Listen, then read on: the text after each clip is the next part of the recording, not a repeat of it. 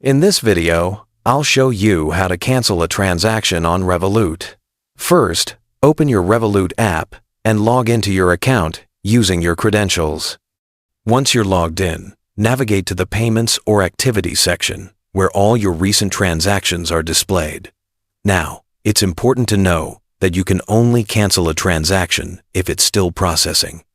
If the payment has already been completed or accepted by the recipient, it can no longer be canceled.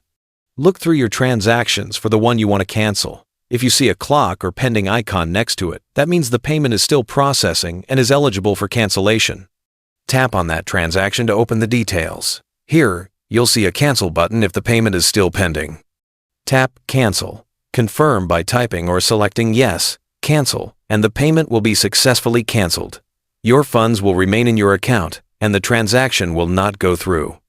And that's it. This is the only way to cancel a payment on Revolut, so always check the status of your transaction before trying to cancel.